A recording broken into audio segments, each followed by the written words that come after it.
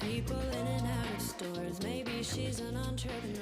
Maybe Welcome, thank you for coming. I want to talk about this, The Future Is Now, a slightly lofty, perhaps even ambiguous or confusing title, maybe. But ironically, what I actually want to talk about is kind of getting back to basics and not thinking about the future being far away, but actually where we are right now. Because I don't know, if you're anything like me, if you are thinking about kind of consumers, your customers, and what they're thinking, feeling, and doing right now, and how as service providers we need to respond to them, it's quite a confusing landscape out there. A quick Google of that kind of subject area gives us all these very conflicting article results saying, you know, we must be more advanced, we must be 4 steps ahead of the emerging consumer. In lockdown, and I'm not going to talk about lockdown too much because it's pretty dull, but in lockdown, everyone went quiet on this subject. No one really knew what consumers were up to because we didn't really know. We were kind of hoarding toilet roll and staying at home and buying things we didn't want. And we still have those things, and we wished we hadn't. So we were doing things that were somewhat unpredictable. But now everyone's coming back out the woodwork because, you know, we're back out and doing our thing. AI is getting a mention again, that we must all, as service providers, put AI into our business. It's going to make us all better and more efficiently function to our customers. Some commentators are saying this, that we've actually experienced 10 years of change in just 2 years. 10 years of consumer behavior change in 2 years. That's phenomenal.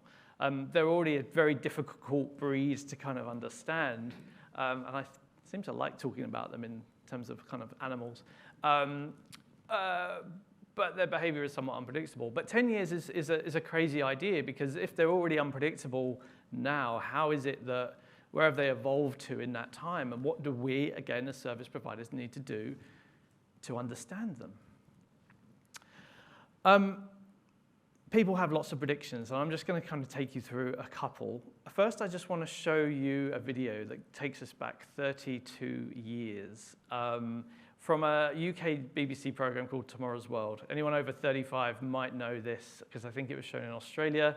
Anyone under 35 will probably look at me blankly. So that's probably most of you. Let's have a look.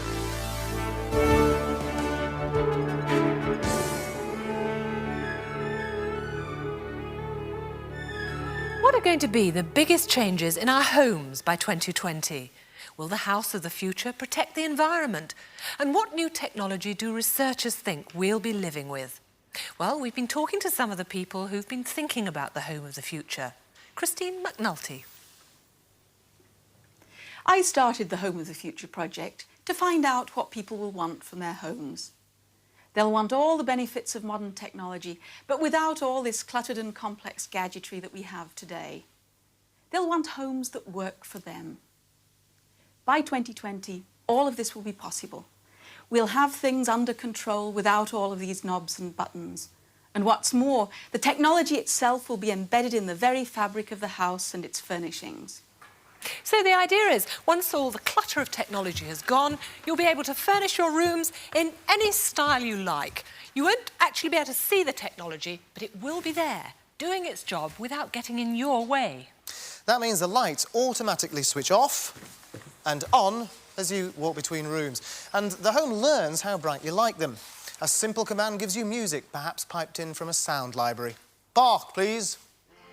And no more PowerPoints. Plugs become pads, picking up power from anywhere on the wall.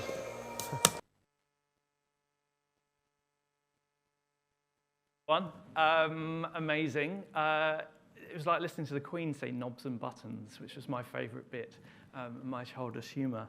But pretty accurate, 32 years ago, pretty accurate, saying, you know, it's kind of alluding to Sonos and Spotify and all those things and getting rid of all the tech in our homes. Kind of cool, kind of useful, kind of not. Commentators don't always get it right, though. We've seen even 10 years ago, so if you're thinking about that 10 years of change statement, if we go back 10 years to see what they were predicting for now, that actually gives us a clue as to whether, you know, what people are saying is worth listening to half the time. Internet of Things, proximity beacons, smart glasses. These were always the things that were lauded at CES conferences and things like that, saying these are the things that are going to change our lives and impact businesses and the way we do things. Internet of Things has kind of happened, but we don't have this fully integrated home system, and everything is appable, and we can turn on and off from 1,000 miles away. Although you can reorder beer, or the fridge does reorder beer for you, so that's kind of useful. Proximity beacons, where you're walking past your favorite store and it pings you to your mobile phone to tell you that actually that thing you want is on offer. You go in and buy it. And smart glasses, taking our phone into our face. All of these things they are in existence, but they haven't really done the things that we thought they would. But we are seeing some things change, and we are seeing some things actually stick. This idea of the homebody economy, it got a mention earlier, that we are becoming more hybrid. We are becoming more home and at work as a normal state. If it's not you, it's probably your friends and family who are experiencing this. Smartphone adoption of cohorts of people that we thought probably would never get on the smartphone, older people, maybe over 55 or 65 or whatever. But actually we're seeing that post-pandemic, we're seeing those behaviors have stuck because they were using those things because it was the only option they had, digital banking, when they couldn't go to banks. And we're seeing that we're actually ditching the phone. We're not using the phone for its intended purpose anymore. We're moving away from that. We don't do phones, we do other methods of communication. So all in all, we can say that change is certain, but the pace of change probably less so. And that consistency is actually probably a key in times of uncertainty, where you've got consumers who are behaving somewhat erratically. Perhaps just the best thing to do is to keep things simple, keep things basic. So bringing that back down to property, what we have done is looked at our research kind of portfolio, but really taking the results from this year's Property Seeker at 6,000 consumers, property seekers that we survey in Australia. Market representative, it's the biggest of its kind. And we asked them all things about their behavior towards property, what they're thinking, feeling, and doing with regards to all of the journeys that they might be on. What we are picking up, though, is not a whole bunch of things that are suggesting that they want big amounts of change, but actually kind of signals in three key areas. One is this idea of flexibility. Got a mention from the gentleman earlier about how we are using our homes differently, so I'll go into that. One about confidence, and that people are actually going on this journey, but they just want a hassle-free journey through that journey, and to be confident in doing so. And trust. Possibly an eye roll moment. We've heard about trust before, but I want to take you on a slightly different version of that and to explain it to you in a slightly different way that I think you might find interesting. So first one, flexibility. I'm going to read the statement around this, which we think is this. It's Aussies are viewing their current prospective homes with a sharper eye than ever, with well-being, flexibility, and adaptable life-enhancing features all moving up the list of priorities. What is driving this? You won't be surprised to hear this idea that we're all working at home more. 2 days, 3 days in the office, and the rest at home, or vice versa. People are prioritizing flexible work, and this idea of flex over career progression. And in fact, many companies are actually using this idea of flexibility as an employee benefit, as a way to attract new talent or maintain existing talent within their workforce, because it's becoming so important to people.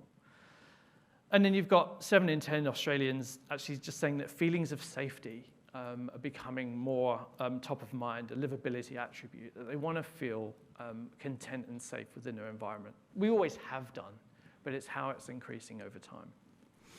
How is this playing out in real estate? A couple of ways, or 3 in fact.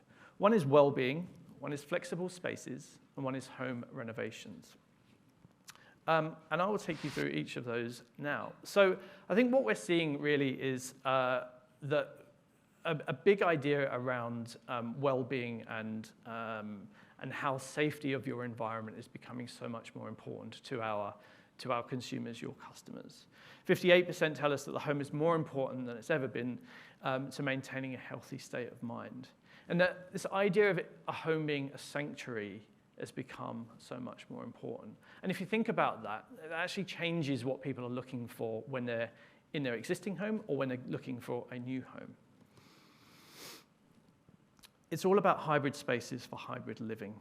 78% are saying that they want to maximize their space within the home. So again, addressing that earlier question about how people are thinking about the dynamics of their space, the answer is it's very top of mind, and they're doing what they can to adapt to bring that flex. 52% are trying to create more boundaries between working at home and working from home and their home life. I mean, from Melbourne, I've spent 3 years. It felt like in lockdown, perpetual lockdown. You guys know how it feels. But to have those same four walls to look at, and to have that same spare bedroom that you're not sure if it's a gym or a pet room or just a room to go and sit and cry, you want to be able to kind of maximize and flex and all of those things. And I think that's really what's coming through strongly, is that behavior change, or we're thinking about that space in a very different way. This slide just shows us some of those kind of more granular attributes that people are looking for. Features that have become more important in the home in the last 12 months. So all the stuff at the top in black is kind of things that we always probably want more of. We want more natural light, more bedrooms, bigger space, more bathrooms. But what's interesting to me is these bits underneath that say, you know, separate living room, home study, room purpose, flexibility, not being able to see your neighbors perhaps because you've been staring at each other for years. And so it just really, I think, cements this idea that both we're looking at our home in a more of a well-being sanctuary sense, but also in a sense that we want to be able to do more with it. So what does that mean for how we actually market properties? What are we trying to showcase? And what's the new language consumers are using that we can actually reflect in the way that you actually sell these? Location is also becoming more important. We're seeing that come through strongly through our survey work as well, as a key signal. So again, what's the same kind of question about what's become more important in the last 12 months, and it's really around this idea of, you know, living in a neighborhood. I know that I went to the coffee shop daily in lockdown, and you, when you're allowed out, and it changes the way you think about where you live. You bump into the same people, you get more of a rapport with the coffee guys. The situation changes. You spend time sitting outside. And actually that community feel, where I live anyway, become more important to me. And we're seeing that reflect in some of the answers that we're getting through this survey. So it's really interesting that, do we need to think more about obviously the internal space that we're marketing, but perhaps now more broadly, the external space, because people are considering that for fear that they might have to go through that again, possibly, but just more generally, they're spending more time there, and they will be in the future because this behavior is sticking. And if they're not selling, they're improving. We're also seeing, this is an ABS stat, this is not us, but just how renovations are becoming so much more important, or so much more frequent, with the increase in spend up about 30% since 2020. So a huge amount more in renovations. People are also saying that it's because they want more, they're spending more time at home, that the renovations are more required to make their home more livable, and of course, to increase the value. So some takeaways from this, what can we learn? Just to sum up really, that first one, it's about well-being features and how we can present those online and offline. If we're thinking about, you know, how people are talking about their space, they're thinking about their space, and they're feeling about their space, it's almost like we've got a job to do perhaps to reflect that in the way we market. Same with flexibility. We have new needs, they're coming through. As customers of yours, they will have new needs. They're thinking about their space in a very specific way now. Or more broadly, I guess is probably more accurate. What can we do to help promote that and give them the best sense of what they need? And then that renovation is an opportunity. You don't need for me to tell you this, but that value-adding potential is something they're really keen on. So is that an easy way to get a foot in the door to a prospective seller, because of that curiosity piece that they want to know how much all of their hard work is now worth. That was the first one. Second one is confidence. So the idea around this is that the property journey is one of the most stressful experiences in our lives. But there is much that they say we can do to help them feel confident along the way. So just some kind of macro trends, I guess, that help frame and contextualize where this is coming from a little bit. But we know that, in 2022, health is wealth. There's so much more sort of societal consciousness that's going into this idea of well-being. We've kind of touched upon that. But just, de-stressing our lives and putting kind of more healthy choices forward. The category is growing, the industry is growing in all manner of ways. But it's an important context for this piece. How's this playing out in real estate? It's kind of two main ways. There's a journey uncertainty that we're really picking up on from our survey work, and that's coming through year on year, actually. It doesn't actually change too much. It's a permanent feature that feels like it needs fixing. But we're also seeing that consumers are becoming, as a counter to that, they're doing a lot of their own homework and trying to find out as much information as they can to help them on their journey. Before we get into that, though, I just wanted to ask a quiz. It's a audience participation event, but don't worry, you only have to raise your hands. I'm going to read out 6 life events, let's say, and all I need you to do is raise your hand if you think it's the most stressful one of these 6. Easy enough? All right, cool. First one is getting fired. No one.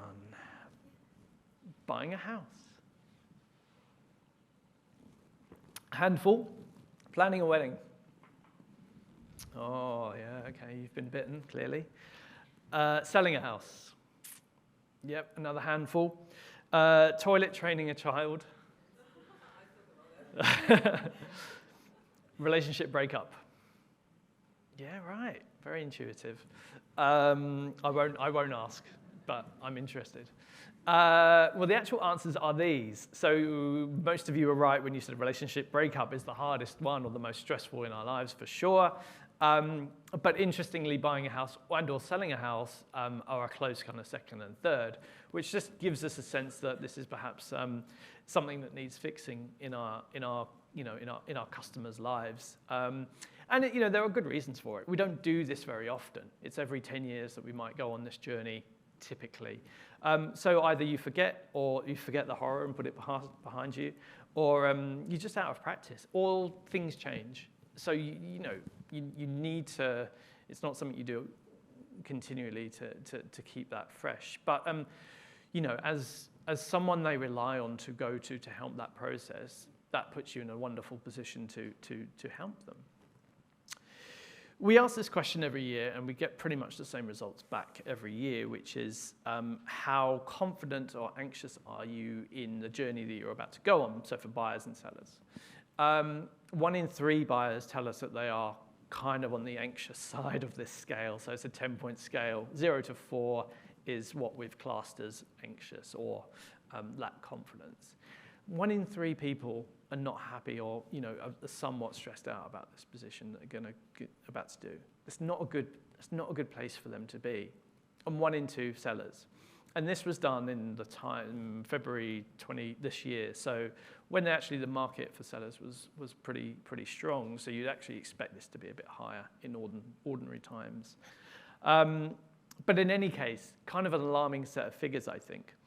And when you understand what they have to go through to go on their journey, which you will do, but this just highlights the most kind of difficult or the hardest things to do when they go on that buying journey. Now, the list is bigger than this. It's 15 things. But they're just showing the top 2 for each of these areas: exploration, search, finance, settlement, move. But what is clear is that across that journey, there's many pain points that your customers are going on and going through. And I think what they're valuing is that, or what they would value is that next kind of what's around the corner, what's the next thing coming up that I need to know, and how do I deal with it? Because there's so many moving parts to this journey, and it's coming through strongly that it's stressing them out. Same for sellers, slightly different set of jobs to be done, but essentially a lot of pain points in that journey as well. The other thing we're seeing is that when we see that our customers aren't happy, it's because one of the biggest areas is that they feel like they get supported at particular times of the journey, but not all times of the journey. And that can have a really kind of sort of negative effect on their overall experience. So you've got these 4 areas really from the initial correspondence with the agent through to the handover of the keys. So anything in between that. And it's a very up and down cycle of kind of emotions felt, positive and negative, along the way. But what this speaks to me and what this tells me is that there's perhaps not enough hand-holding throughout the entire journey. Particularly interesting with vendors and buyers for that matter, because when the biggest way that people find an agent to sell their property is word of mouth. So if that last experience with the agent you've just sold your house with isn't that particularly positive, or there's been a few negative things along the way, the thing you're about to do is, you're not going to recommend that person to your friend because you've had a negative last experience. So it's a recency play in a way. So it's just another way to think about it in that respect. So we're also seeing that as a kind of an antidote to this lack of confidence, customers, they're very good at now finding information that they need to get them on their way. This is born out of us going on Amazon and buying a toaster and then looking at all of the information and going to JB Hi-Fi and looking at the same thing. And it's just a consumer behavior that we now kind of do because we want to in all of the things that we buy. Obviously, a house is a slightly bigger purchase. But what we're seeing is that 81% want to do as much information as they can on that journey before they reach out to the agent. But we're also seeing that the number one frustration for a lot of our consumers, and therefore leading to more stress in the overall flow of what they need to do, number one frustration is actually not finding all of the information that they want. And in 2022, that just feels like a very strange position to be in, where the biggest purchase of your life, you're actually impeded by the fact that you can't get the information that you need. In 2022, I think we should be making this really, really easy for people. The number one pain point consistently over the last 5 years has been lack of price. But then there are others as well. So no floor plan, poor descriptions, lazy descriptions. And there might be some good reasons why some of this information might not be there or available, but it's consistently coming up as a huge pain point for your customers. And one, as I say, feel like it needs to be, now would be a great time to solve it.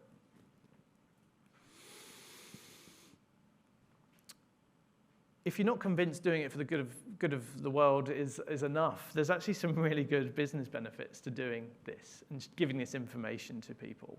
And it's a really interesting situation where you've got people saying that actually they would prefer to work with another agent if that information was shown by them. So they're actually kind of seeing the situation, not necessarily seeing all the information is there, and actually thinking, well, I don't really want to have to inquire for all of this. I might just skip over.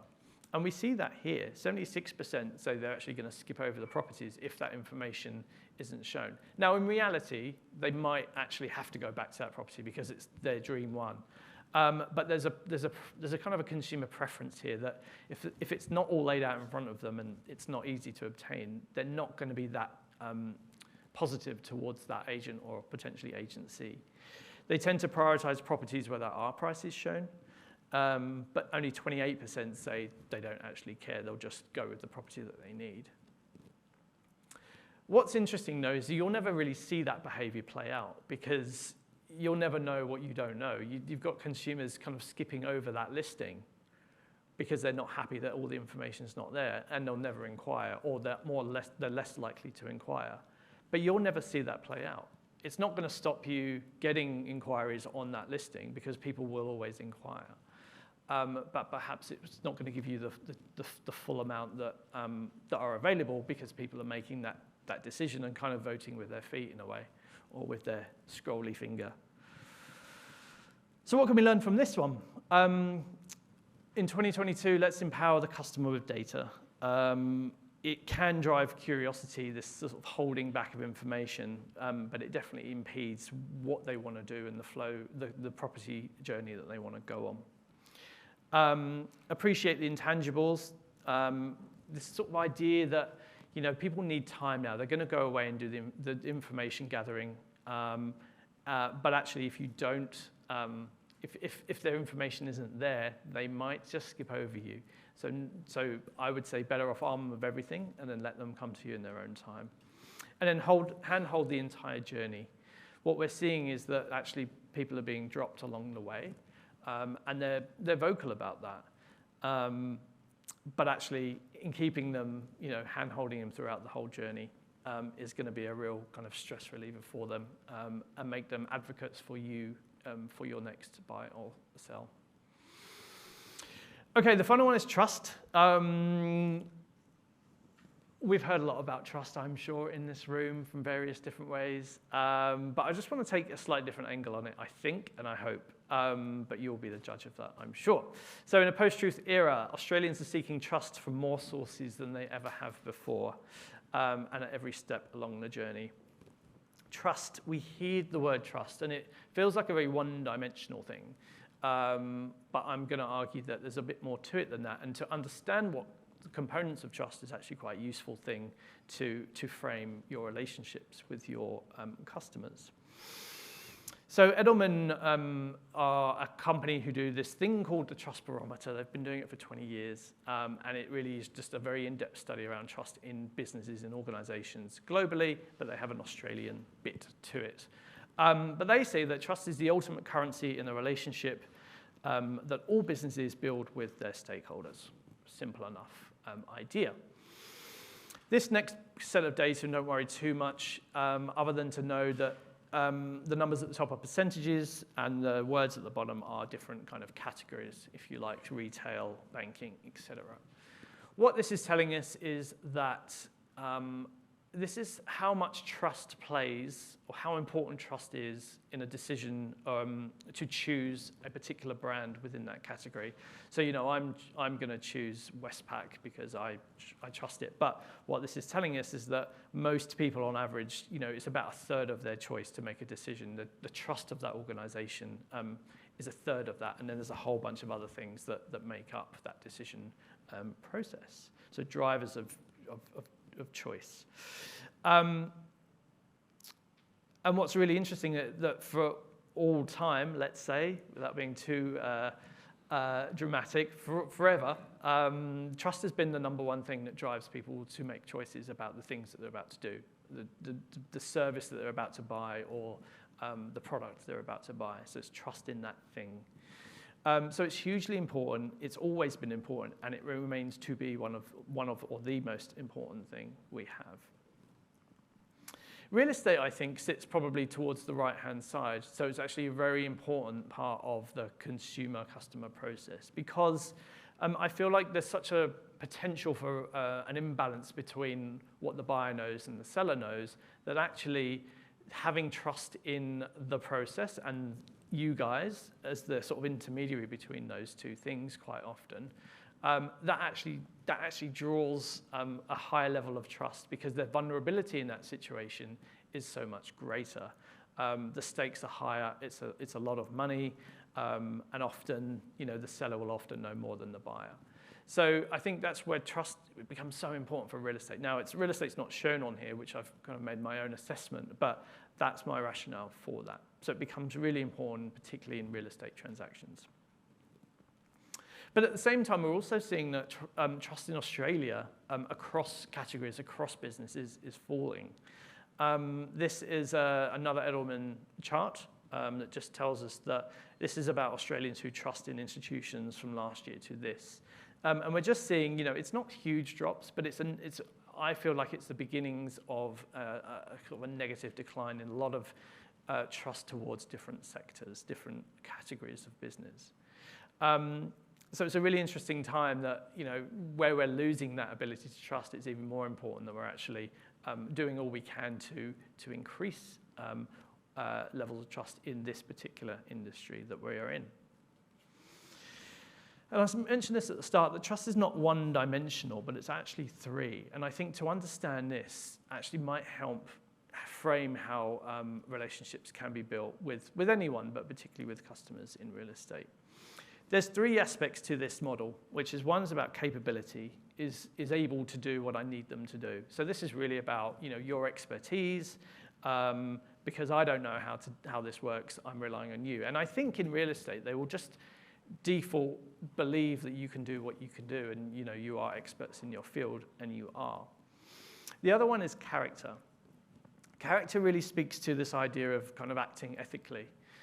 So if you're thinking about financial services, where there might be kind of different views around that with the Royal Commission a few years back, what we see is that actually character expands. It becomes more important because where banks aren't actually performing as they should or not acting ethically, people start over-indexing on things like character. So these things can shift depending on the sector, depending on the time of where we are in the world, and depends on what's going out in the environment more broadly. But the other one at play here is benevolence, and that really roughly translates as that the person who I'm working with, or the service provider, is actually acting with my best interests at heart. And I think this is a really interesting area for real estate, in the sense that I think that's what ultimately all people want. They want to know that they can rely and trust the person that is working to help them do what they need to do. But perhaps that's not always the case. So this idea of benevolence, actually being on their side and trying to help them along the way in the most kind of genuine way, I think, it's common sense, but I think it's a really interesting one to think about. So I'll leave that there, just a slightly academic view of trust. How's this playing out in real estate? Well, we're seeing a couple of things actually come through, again, through our survey data and through other pieces of work that we do. But it's in two ways. First one is don't just tell me, show me. And then this idea of human validation. Digital inspections, they were a thing. They kind of still are. Which is a really interesting thing because it's more of a digitized way that we can, I think, promote trust within the industry. I'm not saying that all listings need a digital inspection to go with. There will be judgments that need to be made and practicalities around that. But what we have seen is a kind of a pre-pandemic use of them. We've seen which is the left-hand side red line, essentially. That's all kind of us recording interactions with them on a weekly basis on our site. You've got the pandemic kind of in the middle, that kind of craziness. And then on the right-hand side, you've got that other red line where you've got post-pandemic, post-lockdown, we've come out of it. But what we've seen is that the behavior's really stuck. People are really using them in about twice as many that they were using before. So we've seen a real uplift in behavior and engagement with them. We all thought they would drop back down to kind of pre-COVID levels, but what we've seen is that they've actually stuck, which is a really interesting thing. But as I say, what I think is going on here is that it relates to people just wanting to know more about the property, but also in a very meaningful way. It's not as good as going out to see it, but it gives you a really great view of what's going on. In our other studies, sorry, it's a bit small, we've actually just asked them what's the most interesting or most essential parts of a digital inspection. What are you getting out of this? Why are you engaging with these things? And perhaps no surprise, but it's just a clearer sense of what it is I'm buying. It literally allows me to see around corners. If they open the cupboard and see the storage size, if you open the wardrobe and see it's not a pokey little room, or if you understand that it's not just the sort of the Instagram picture versus the reality when you get there, you're actually getting the reality, or more like the reality, without having to leave your laptop. So there's a lot of that bubbling through that people really value. But also when they're going on this journey, knowing what you're buying and knowing what you're going to get feels like one of the first elements of instilling trust in that. You're buying the thing that you're seeing. You're not going to get there and be somewhat felt misled by how it was perhaps advertised. And why they matter, a couple of different reasons. You can just better shortlist. People aren't making decisions necessarily to buy just on the strength of the listing, although we have seen about 20% say that they have bought just for a digital inspection, which blows my mind. But then we've got 62% who say they actually felt more positive to the listing agent. So it actually has brand benefits as well, that they feel like, you know, this thing is a bit more premium, and it puts you and the agency in a really good light. And so the other thing we've seen, which is sort of a digital version of trust, I guess, or you know, bringing that metaphor to life a little bit, is this idea of human validation. So ratings and reviews, again, perhaps not new, but kind of new in real estate and emerging in real estate still, because we don't necessarily have the customers engaging with them as much as we might see in, say, TripAdvisor or, you know, booking a restaurant or whatever it might be. That's where it kind of started, and people are familiar with that. But what we have seen is a huge growth in the last couple of years. So 2019, 24% of sellers were posting an agent review. We're actually seeing that grown to 57% now in 2022. So whilst we are still lagging as a kind of a user base behind, you know, more traditional uses of ratings and reviews, what we've actually seen is a doubling over a couple of years. So really feel like that's on an upward trajectory in terms of people using them and needing them to help their decision, to give them confidence, to give them trust in that journey.